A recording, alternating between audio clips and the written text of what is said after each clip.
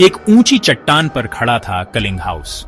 नीचे समुद्र की लहरें टकराती रहती थी। सालों से यह घर खाली पड़ा था, खिड़कियां बंद जैसे किसी अंधे की आंखें। लोगों में कहानियां मशहूर थीं, इस घर में रहने वाले परिवार की डरावनी कहानियां। एक दर्दनाक हादसे की बातें होती थीं, एक प्यार में धोखा, एक बदले की आग। कोई भी पास जाने की हिम्मत नहीं करता था। कलिंग हाउस अपने राज छुपाए बस इंतजार कर रहा था।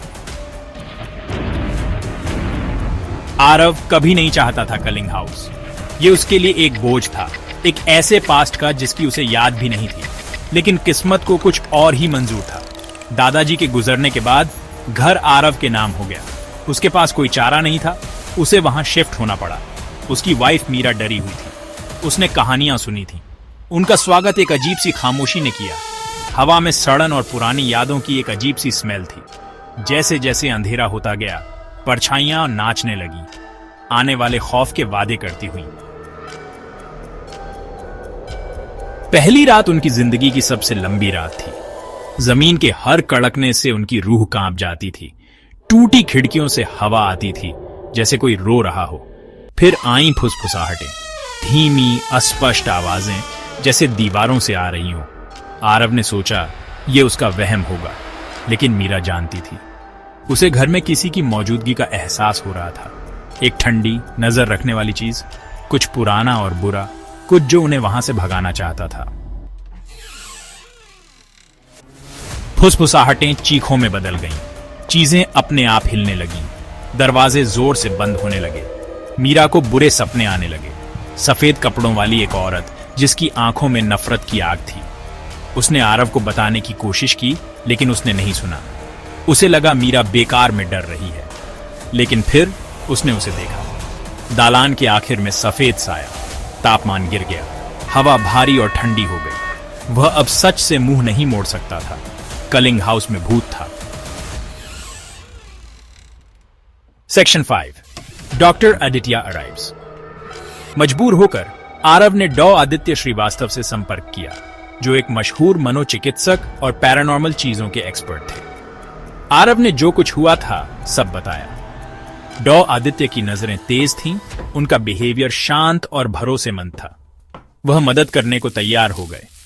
वह कलिंग हाउस पहुंचे, अपने साइंटिफिक इक्विपमेंट्स और सच्चाई जानने की जिद के साथ। घर ने उनका स्वागत एकदम घुटने वाली खामोशी से किया, एक ऐसी खामोशी जो अनदेखी एनर्जी से गूंज रही थी। Section 6। Unravelling the mystery. Dr Aditya ने अपनी इन्वेस्टिगेशन शुरू की। उन्होंने हर कोल्ड स्पॉट, हर अजीब आवाज को डॉक्यूमेंट किया। उन्होंने एटिक में मिले पुराने डॉक्यूमेंट्स पढ़े, पीले लेटर्स, पुरानी फोटोज और एक धूल भरी डायरी। ये डायरी चंद्रिका की थी, जो कभी इस घर में रहती थी। उसकी लिखी बातों से आरव के परदादा के साथ उसके प्यार की कहानी पता चली। एक प्यार जिसका अंत दर्दनाक था। चंद्रिका को धोखा दिया गया था। कलिंग हाउस की इन्हीं दीवारों के बीच उसका मर्डर हुआ था। उसकी आत्मा शांति न पा सकी, यहीं फंसी रह गई। सेक्शन 7। The truth revealed. जैसे जैसे डॉ आदित्य आगे बढ़ते गए, उन्हें एक छुपा हुआ कमरा मिला। एक बुक शेल्फ के पीछे एक सीक्रेट चेंबर।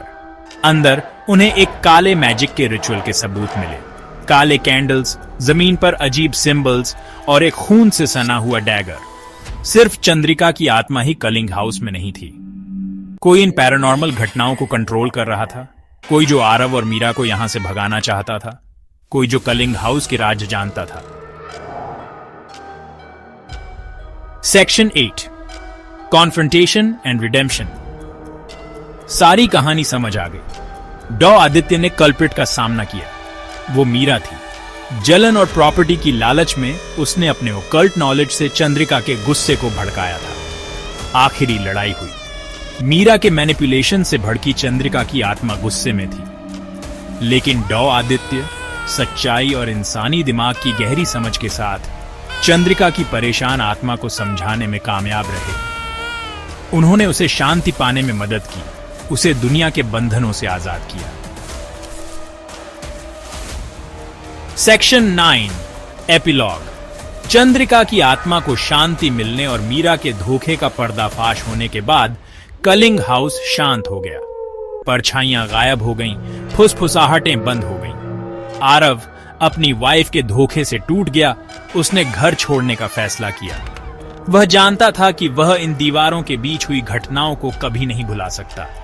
कलिंग हाउस, जो कभी अंधेरे और निराशा की जगह था, अब सुबह की हल्की रोशनी में नहा रहा था।